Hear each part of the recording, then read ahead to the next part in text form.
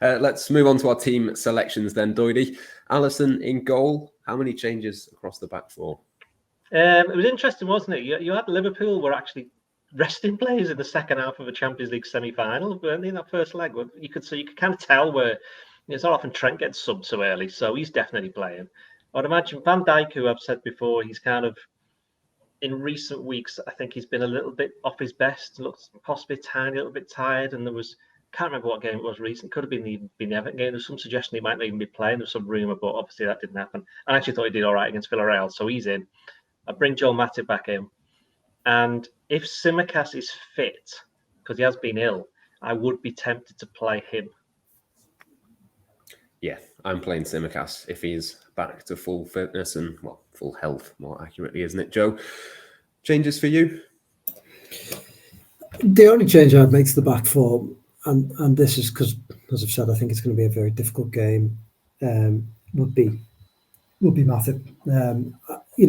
I see why you'd want to play Tsimikas, but I think Klopp said today that he'd had a bit of an upset stomach, and if you've been ill like that, perhaps it's not the best time to throw someone into what could be a very difficult game. So I think I would stick with Robertson. I think his fight will be required, and other than that, Trent and Van Dijk, they'll probably be looking for set pieces, won't they? So Van Dijk will be important. So I wouldn't put Tsimikas back in though. You wouldn't have Tsimikas in for his runs down the left. No, anyway. I don't think. I haven't thought about it. No, I'm not having Tsimikas. That could get a bit messy. Robertson. Theo, Tsimikas or not? Tsimikas can play in Villarreal, can't he? That would make sense for him to play there.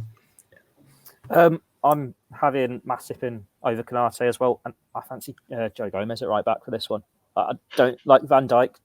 I don't think Trent's been at his very best recently. He's been a bit targeted by teams, and he's got loads of players running at him with Newcastle. They're very quick. So, Joe Gomez can be right back. Robertson can keep his place because he's been really in form the last few weeks. So, just the two changes. Hang on. About Trent, is that, but how many goals the opposition scored? How many chances have they had? Yeah. But you still give him a rest. Then unleash him. He can rest when he's at the end of the season. He likes to play those games. He had most of the second half off, didn't he, midweek? Exactly, yeah. He had 9 minutes off. What are you doing about most? No, even when he was... He had about, for him, as I said before, he got subbed after about 20 or 15 minutes to go. Was it? It's 20 minutes to go, wasn't it? You can't. No, it was the 81st minute. Oh, was it? Oh, well, the old, Anyway, midfield. Yeah, midfield, Dory. Naby Keita? Yes. Actually, can you come back to me? Because I'm having to think about that. Do Theo first. Go on, Theo. Naby Keita? Naby Keita, Thiago, Jordan Henderson is the 6. Yeah, interesting. I'm going to go for Fabinho and give Thiago a rest in this one, I think, Joe. But could be either way round, I think, for me. Yeah, I'd go Fabinho, Thiago, Keita. I just don't want to rest Thiago with the form he's in right now. Dory, I'm going to go with Fabinho, Thiago, Keita, which is what I was going to say first time round. But what I would say is if Curtis Jones had been not unwell, I think this might have been a game where he could come in. But I'm not sure whether they'd risk him for that.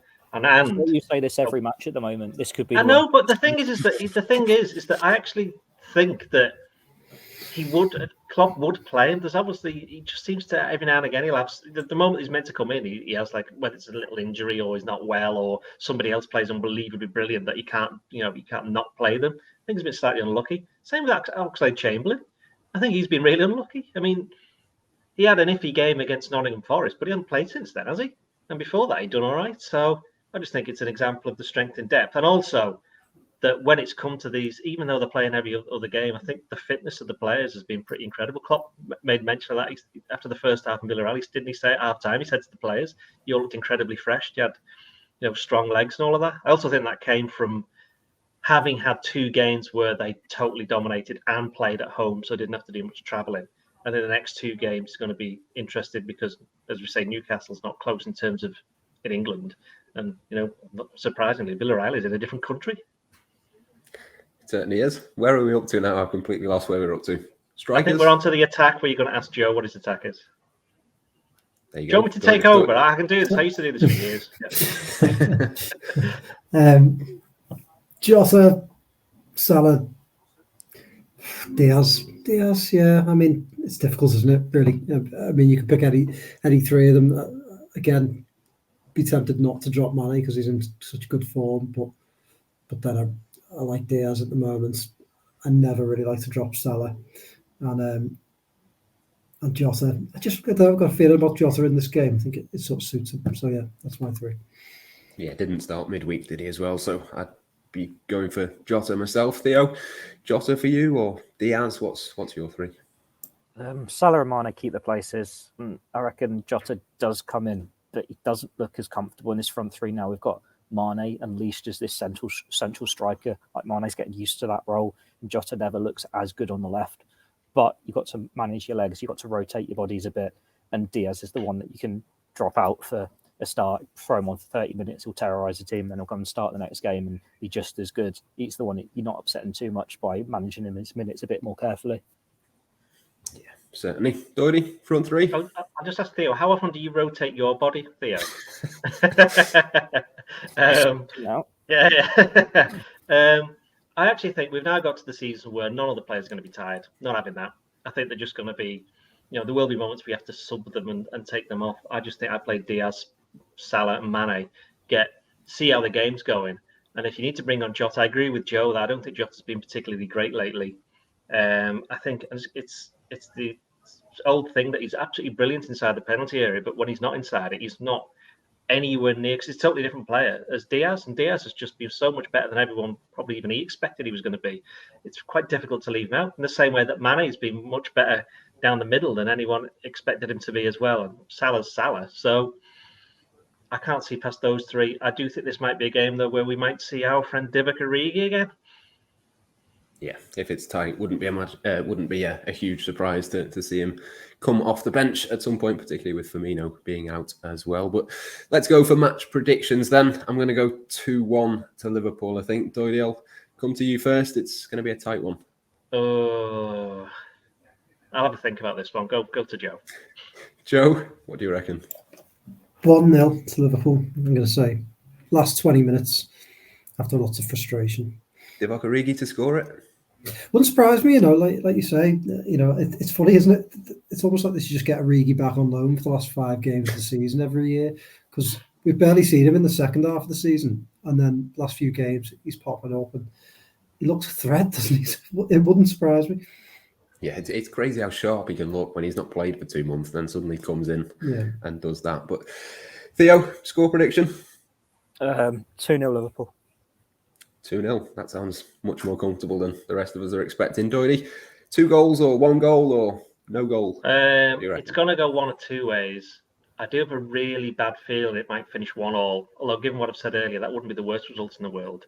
However, I'm going to go 3-2 to Liverpool. I just think it's going to be an absolutely one of those games where it's the crowd will get into it, the players will feed off the crowd. Liverpool will know that they need to win, so they'll play a bit more attacking than perhaps they normally would do away from home. Newcastle will think we've got a point to prove. I just think it's going to be one of those games. I can't see it being, negative or anything like that. So get your money on a 0-0. Yeah, well, Origi's winner off his knee or something. We're doing proper. Yeah, I mean, it's going to be preferably 4-0 to Liverpool with all the goals scored in the first 20 minutes, so we can get our work done and go home. Yes, that's going to be what it'll be at Ellen Road, won't it, for City? They'll get a nice 4-0. Yeah, I mean, I think that's a tough game for City because Leeds are suddenly in trouble, even though they got a good point at Palace. So everything we've said about Liverpool, Newcastle for the last 20 minutes, you can just say for Leeds and City. Yeah, I do think that while I still expect both of the Liverpool and City to win almost all of their games, I think they're all going to be a lot closer and a lot harder than people think, because they always are. They always are. Man City will not play Watford at home every single week. You know what I mean? Liverpool won't play Man United every single week. They're like fairly easy games for them this season, but it's not going to be like that. So if you thought it's going to be a stress-free end to the season, as one of our former work experience lads said, what is it he said, Joe? Come on, what did he actually say? So I don't misquote. Following the team in the title race is stressful. If you draw a game, it feels like a defeat, so it's no fun. It's plenty of fun, isn't it? Let's face it. It's great. I mean, let's face it. Look at Everton. They're not having any fun whatsoever. it's stressful for them, but theirs actually is like if Liverpool don't win a game, it's like, oh, we only won the League Cup, But for Everton, it's teams at the bottom. It's far more stressful. So my message, as it was from Jurgen Klopp today, would be to all Liverpool fans listening to this, because I know all of them listen to this podcast, is just enjoy it. And if they don't win a game on Saturday, well, there's a Champions League semi-final on Tuesday, so enjoy that as well. And then they got an FA Cup final, so come on, sort yourselves out.